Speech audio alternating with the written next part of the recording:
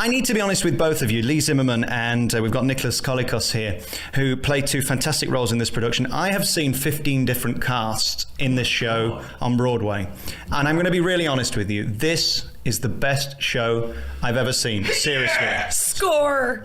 Oh, God. You know what? To be really sort of boast for this cast, we've actually heard that before, and it's something you don't want to believe, because you think, oh, right, everybody's just sort of shining you on and saying, right, this cast, go for it, you're the best. But you hear it more than a couple of times and you think, wow, could it be true? I think we are.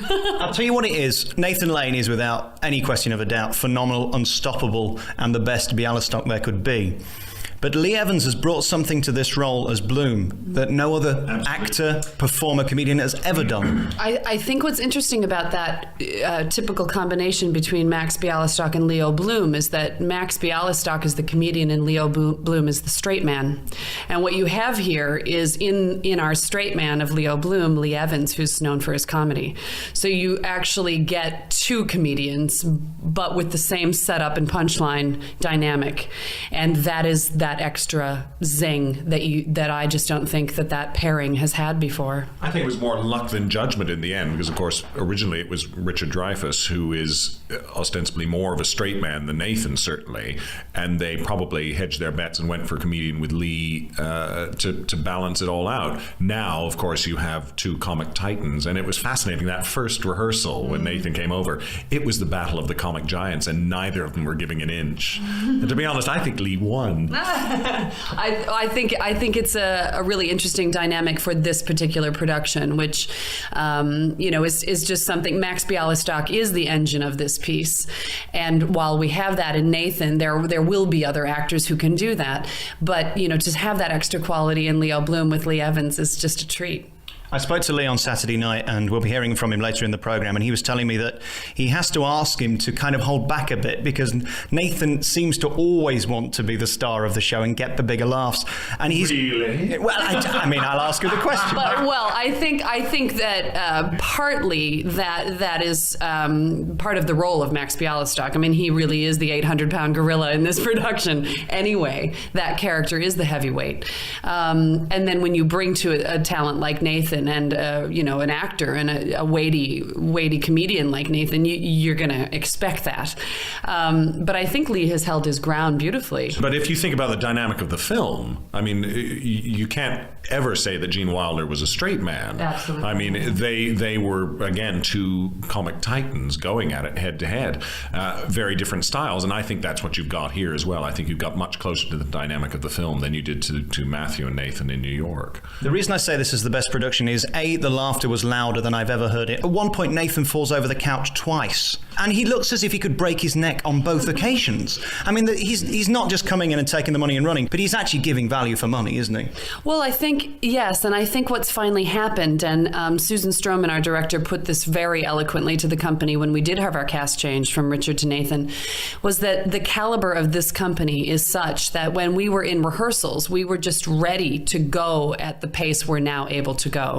And you certainly don't want Mel Brooks material, the actors in this piece spinning their wheels at any point, because you always want to be progressing and absolutely barreling through this material. And for a while, we weren't able to do that. So now that we are, it is firing on more cylinders than we ever could have hoped for, because all of the elements, all of the pieces of the engine now are running properly, Just as far as the amount of money that Nathan has been paid, I've done a lot of big shows with a lot of big stars who've made whopping great salaries, and I have always questioned whether they deserve it and justification for it, et cetera, et cetera. But when you look at the figures, Nathan isn't even getting the take from one performance a week, and the energy, the stamina, the performance he puts in, day out, matinees included, more than deserves what he's getting, really.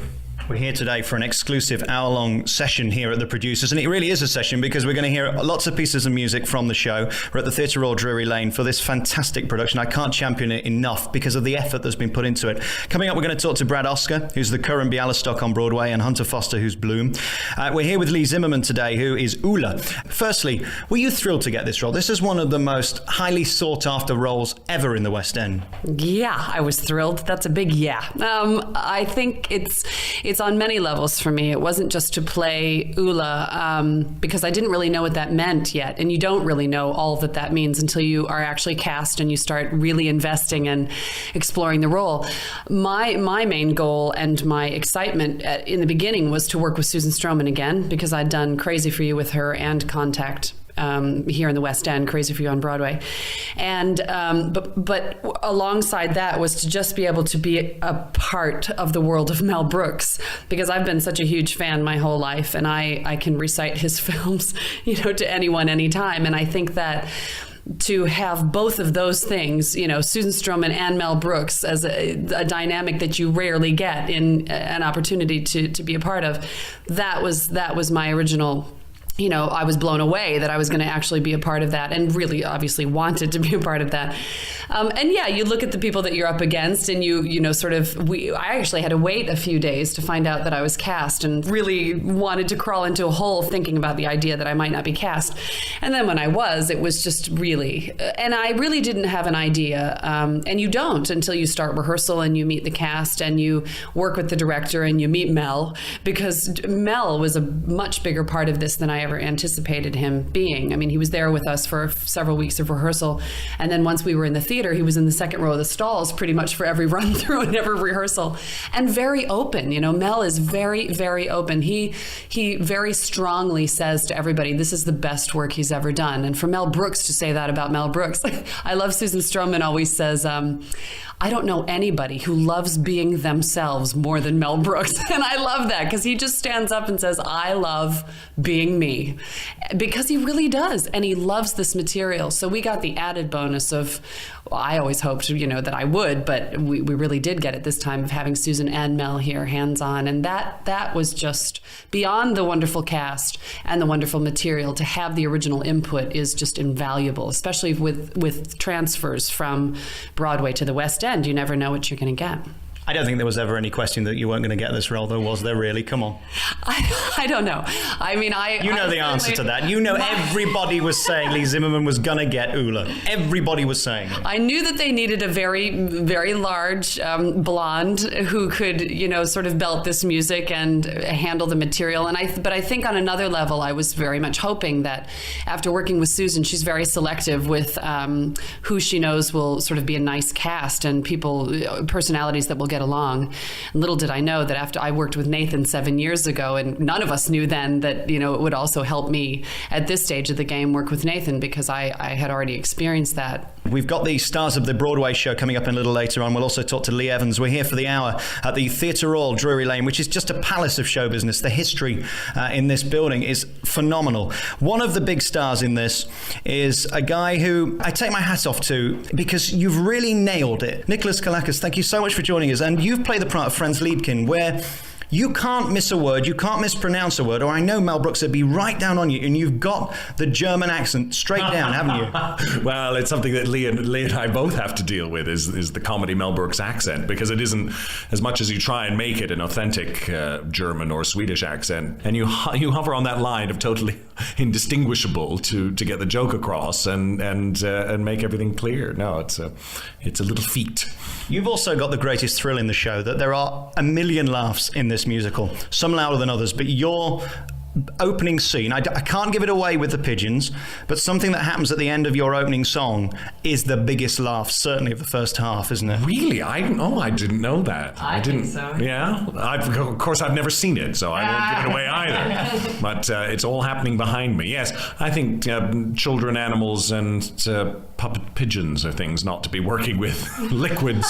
Pulling focus. Pulling focus. Absolutely. How long did it take you to get the accent down? And could you explain that in your accent, in the German? In the German. It didn't take very long. It is one that I have had under my sleeve for many, many years now, and I have used occasionally when I was doing the voiceovers for cartoons and things. And it's just something that you go up with, and no, it did not take me very long at all. But there were, fortunately, or unfortunately, depending on how you want to look at it, many people on the show who felt they could do the German accent better. So I constantly get little corrections left, right, and center from various people who shall remain nameless. Oh, really? Oh, well, we better not say anything about that. Any names? No, but my pigeons know where they live. And what they're going to drop on them, we won't talk about. Let's play your big song then. And very finally with you, you do know what happened to the last Fran Liebskin, don't you? Yes, Brad. Oh, indeed. But that won't be happening to me, because all along Brad had been the cover for Nathan. And that is one of the things that I was not going to. We'll be talking to Brad Oscar in a bit, who started off in your role and went on to do the lead. You have no ambition to do that? Absolutely not. In fact, I'm sure, as Brad will tell you, he didn't start off in my role. He started off even further down, which I will leave for him to tell you. Oh, really? That's interesting, because he's on the CD, isn't he, as Fran Liebskin? Yes. But he actually started in the show as a swing. He didn't have any character. But so it was really the cleaner then who ended up doing the lead role? Absolutely. Through various machinations of poisoning and pushing people downstairs, he managed to make his way up the food chain. Now, what do we do now? Do we do the Guten Tag Hop Klop, or do we do your other big song?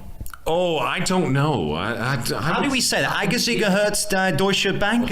That is not how you say. I'm sorry. Haben Sie gehört das Deutsche Band? You get a little upset at that point, don't you? Because I'm not the only one that doesn't get it quite right. Nobody manages to sing that song right, except for me. There are so many gags in this show. And I think one of the interesting things about that is this is why we have repeat audiences. I mean, you cannot possibly catch it all the first time through. In fact, one of our critics here, Michael Coveney, I spoke to recently, who said he listened to the CD over and over and over again, just so that he didn't have to worry about the lyrics side of it, so that he could, absorb all that, because he knew that the scene, the script side of it, there was going to be plenty of things flying past him too. It's on so many different levels. And one of the main things that I respect Mel for is that when he talks about the show and talks about the reason he wrote the show and the reason he attacks Hitler in the way that he does is because Mel said, I can't compete with my enemies in their arena, and the greatest of all enemies for, Mel Brooks and for the Jewish community and for the world really was Hitler. And so instead of taking him down with rhetoric, he uses ridicule. And I think that's one of Mel's greatest successes in this show, is that he very successfully does that. We should point out, if you are very sensitive about the war, there are things in this show that will really offend you. This isn't a show for those who are sensitive about the war or indeed Hitler. You've got to come here really just with a sense of humor, an open mind, and no preconceptions about the show or indeed any history with the war, because I think if you do, you could be offended. I think that was one of the things that they were worried about bringing the show to London, because the Jewish audience in New York is very, very different sense of humor, very different outlook on the past and on World War II than the European audience, and they were very concerned as to how the Jewish community in London would react. Fortunately, it has gone on its head, and I think the reactions are actually certainly on a level with what they were getting in New York. But we do, we have had people walk out. The Sunday Telegraph reviewer found the whole thing in terribly bad taste. Well, but that's just the point. So the majority has actually said it is in bad taste, and that's the point.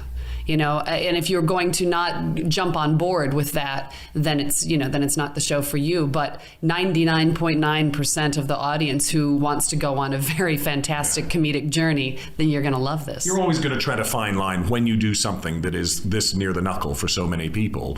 There are going to be people who don't buy into it. But as Leigh said, the majority are standing on their feet 8 times a week. I have to ask you one serious question before we go. Nathan Lane is leaving January 8th. Everybody's booked up. You can't get a ticket. I don't know who you have to sleep with to get a ticket for this show. But the issue will come. Who do they bring in? And will it still be as good when Nathan leaves? I think one of the fortunate things that has happened with our reviews for the show is that not only have Nathan and Leigh and the rest of the principals and the ensemble received fantastic reviews, but the show itself has also been made the star. So that, I think, gives us a very firm foundation for moving forward after January 8th. But I also think that they're going to be very wise about it this time. They know they're under the microscope. They went through this in New York with recasting Nathan the first time and failed, and then finally got back on their feet again and found the way to do it. My personal feeling is, and I don't know basically what's happening, but if we had someone that was experienced in the role to bridge the gap between January and April, and then when Lee Evans leaves, we get 2 new guys to then move forward, would be sort of a good bridge between where we are now and where we need to be in April. But who knows? I think we'll be a lot better off than they were in New York, simply because, for better or for worse, no one knows who Nathan is here. They really don't. In New York, people knew Nathan. They knew what he was going to do, and they went to see him. So when he left, they knew what was missing. Here, if you haven't seen Nathan play it, you don't know what you're missing. So you can come and see anybody do it and think it's still a brilliant show. And I think we're going to be all the better for that. And the show will become the star rather than the names. Did you panic that week that you found out that you got a week till opening and that Richard was not going to be in it? No, I think part of, I did a lot of interviews at that time where people were saying, oh, did the cast scramble and were you panicking? And all those adjectives that sound like we were losing our minds. No, the truth is the cast was, like I said before, sitting there ready and waiting to move at this pace. And there is a caliber of acting and talent in this company that is very, very rare. And when you get that together, I mean, we, 2 weeks before we even got to the stage where we were in the theater and facing what we faced with Nathan, we were ready. We were absolutely ready. And so I think there wasn't panic. I think there was a sense of relief and then, oh my God, this is exciting. We can actually go at the speed we need to go. Okay, very finally, I have to ask you one question. What is your favorite line in the show? God, there's so many. So many. Oh, you might have to pause and like splice us in later. Favorite moment in the show, and I howled and I fell off my stool when I watched it in rehearsal because it just didn't come from anywhere, which was to take the beautiful ballad, if you like, the lovely ballad you have, Till Him, in the courtroom, and then totally turn it on its head by having Nathan walk out the door and come back with his arms in the air behind a cop. I just thought that was absolutely inspired.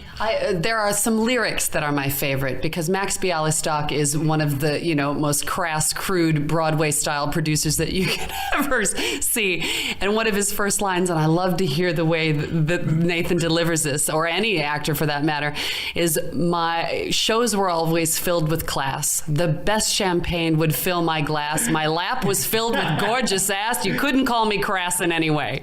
I love those lines, and I turn up my monitor in my dressing room every night when we get to that point. It's been a real pleasure meeting you both. I wish you all success with this show. It really doesn't need saying. The papers have been so kind to this show, and the papers are never nice to any show anymore. Leigh Zimmerman, thank you so much. Congratulations on your role as Zula. You've nailed it, as have you. Nicolas Colicos, thank you so much for talking to me because I know you're so busy. Thank you. Thank you. Thank you. I used to be the king of Oldbrook.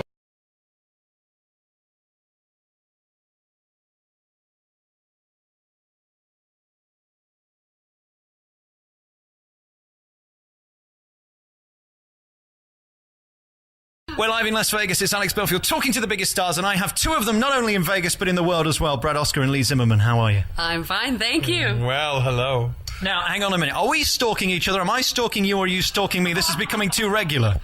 Yes, exactly. Here we are again, the producers, only this time in Vegas, not at Theatre Royal Drury Lane. Yeah, and it's the Mel Brooks on speed version that you've just encountered. Listen, I got to be honest, for anybody, this is, as I've told you before, my favourite show in the world ever. I am slightly distressed that this is a 90-minute version of this musical, and this is, as you say, the version for those who are very busy gambling. Exactly. Well, that is the point. I mean, people, primarily do not come here, obviously, to see theater, certainly Broadway musicals. But the great thing about this town is that they do love their entertainment. So as a compromise, we do this 90-minute version. And I think if people don't know the show, they don't necessarily know that they're missing stuff. But if you do know the show, sure, my God, the show's so jam-packed. We've lost a lot of funny stuff, but yeah. It is a shame, but this is a place where everything's about getting in, getting out, and getting back to the casino. It's the most unbelievable place in the world, and this show basically has more laughs than any other. So, presumably for your audience, you don't want them to be too drunk or too distracted, because unlike West End and Broadway audiences that are listening on your every word, these guys have got other things to think about. How's that working? Are you kidding? I'm just happy that there aren't the cups filled with coins anymore. They're not allowed those anymore. It's a credit card thing that they see. There's no handle on the slot machines anymore for coins. No, I think we're handling it well and they're handling it well. We still have really high energy, high impact performances and audience, that exchange that this show requires. And I think people are still here. They're well dressed. They're looking for a good time, but they also want to be in and out. And they have three other things that they probably want to see while they're here. They've probably seen Celine Dion or, the noise you hear in the background is David Hasselhoff next door, by the way. Exactly. Yes, probably with some Baywatch babes or something. I don't know. But, I also think it works to our advantage in many ways because because it is such a party town, and people do come here for the release and the excitement, and whether it's drinking or gambling or eating or just being festive in that way, and they bring that with them into the audience. And so because our show feeds on that, ideally, it does seem like a good fit. Are you kidding? And the Paris Hotel is so happy with us because we send them out there back into the casino happy, laughing, ready to spend more money. Let's talk about what it's like being here in Vegas, because it's a little bit full on, certainly compared to even the West End or Broadway, which is crazy by its own standards. How are you dealing with being here? You know what? For a change of pace, I'm loving it. I mean, you know, the weather is wonderful. We're missing the, you know, winter back east, which is fine. You know, as I said, for a change of pace, to come out here and be around all this craziness, you know, this is a town unlike any other, which I'm sure obviously you've been experiencing for the past week.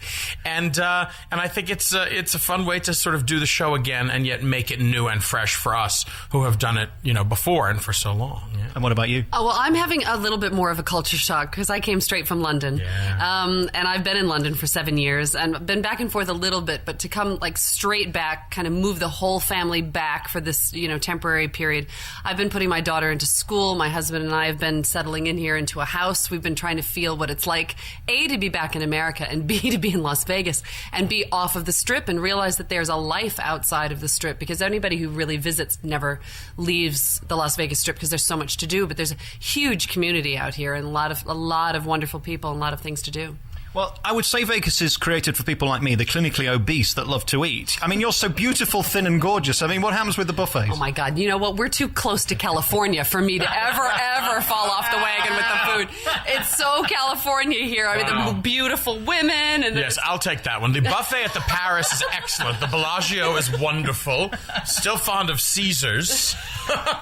It is dangerous. Much less we have here at the Paris, you know, there's an employees' dining room where all the employees of the hotel can go to eat for free. And it's fabulous food. And they have everything. It's very dangerous. What is it, like the sweepings off the buffet floor or something? No, I'm telling. No, it's really good. No, it really is. It's very dangerous. It's very dangerous. I'd like your part, you see, Brad, because you can't get thin. It would mean you would lose your gig. So there's no worry being in Vegas with this. There's no skinny Max. There's no skinny Leo. No way. A few years ago, I was lucky enough to interview your husband, Dominic, and Dominic Allen is a renowned performer around the world, and Vegas means a lot to him because he told me the most incredible story about Liberace and selling him a piano. Was it true or was he just lying? No, it's absolutely true. In fact, years ago, Dominic was the featured entertainer with Liberace in the mid-'80s.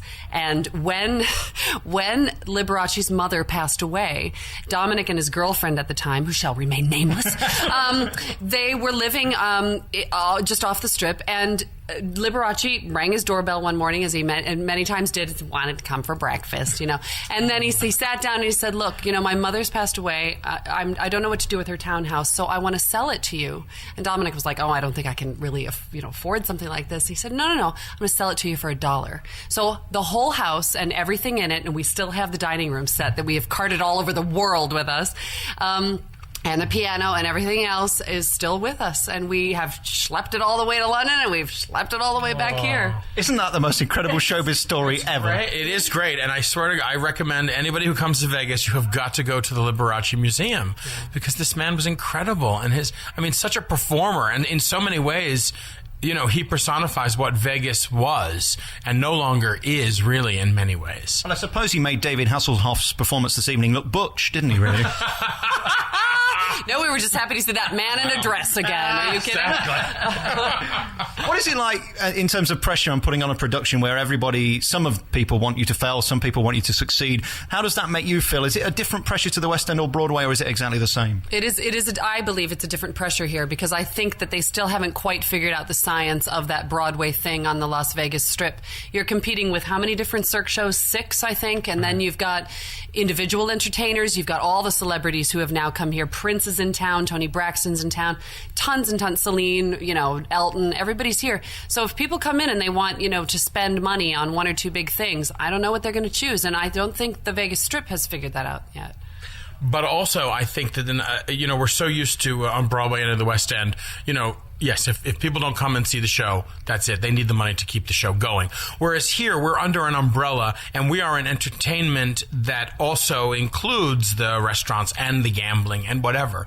So it's not necessarily about filling that theater every night, because the people who come here, they're buying their ticket, but then hopefully they're also spending some more money here at the casino. So the hotel will see, ideally, a bump in its income, and that can hopefully be then reflected on the show, if not necessarily, the number of seats that are sold. So. But the good thing about Mel Brooks as the producer is it draws people into this casino, which is what the casino wants. It's what the hotel wants, and people are definitely coming in. And that's the other thing I've learned is by kind of being a local here now, is that locals are very, very important to this part of the industry, to the Broadway shows on the Strip, and to anybody else who wants to be here for a long period of time. The locals are very important, and we have definitely been able to draw them in. I think you are right. I mean, the thing that I've learned is there are more showbiz people within 1 square mile than anywhere else in the world, including Broadway. Yeah, it's amazing how many people, live and work here now. It's unreal, too, because all the entertainers have that old-style kind of camaraderie, and, if you go to see another entertainer, they always point you out that you're in the house, and everybody exchanges free tickets, and there's really a family, of entertainers. I'm telling you, I can't concentrate because David Hasselhoff, can you hear him? But the sad thing is, he's screaming at the top of his voice, yet he refused to speak to me. I mean, how dare he? Wow. It's a kick to a man's ego, isn't it? Yeah. Very finally, let's talk about other things on the Strip. Have you had any time to go and see anything else? Is there anything else that you've enjoyed? Yeah, I have actually. I mean, I visited Vegas several times over the years. So I'd seen a couple of the Cirque shows previously, which, are just gorgeous. They're breathtaking. I mean, they build these theaters for the show, and they sit down and they envision these crazy things, and then they make them happen. Yeah.